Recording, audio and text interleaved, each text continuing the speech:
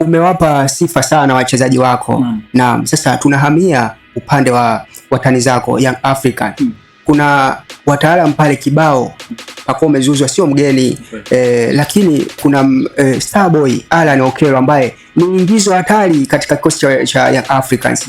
Unamzungumziaje huyu, ingawa katika mechi zilizopita hizi baina ya Simba na Yanga hakufanya jambo, lakini anaonekana ni mchezaji hatari sana ambaye muda wote anaweza akafanya kitu. Alan Okello Starboy, mchezaji kutoka Uganda, si ndio? Yule ni mchezaji mzuri sana.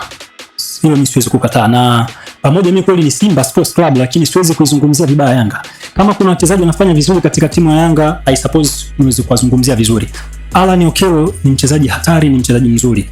Wakati anaingia hakuonesha good performance, kwa sababu mchezaji wote anapotoka sehemu moja kwenda sehemu nyingine lazima aweze kuadapt mazingira. Nadhani katika mechi za kwanza zile mazingira yalikuwa bado hajaadapt vizuri, lakini sasa hivi Alan Okello anafanya vizuri. Nadhani anaongoza kwenye assist kama sikosei katika ligi yetu. Hata hii katika mechi za muungano nadhani pia ametoa assist kama 3 au ngapi vya Liverpool za Dube na 2 kama sikosei. Kwa hiyo ni mchezaji mzuri sana. Sema shida ambayo nadhani sijajua anashindwa kujipambanua katika mechi kubwa mala. Ila nikisema mechi kubwa, katika mechi na ameassist pia na wakapata matokeo kama sikosea goli 2, si ndio?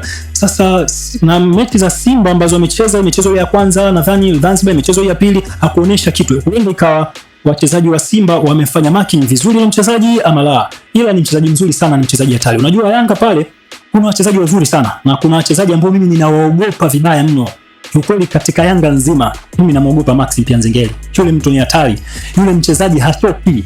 Yule mchezaji anacheza kila sehemu pale uwanjani. Katika miongoni mwa watu ambao ninawaogopa sana kupita Pacome ni Maxim Nzengeli, kwa sababu ile mechi ambayo tulicheza tarehe 5 mwezi wa 11 2013 kama siku tukafunga goli 5-1.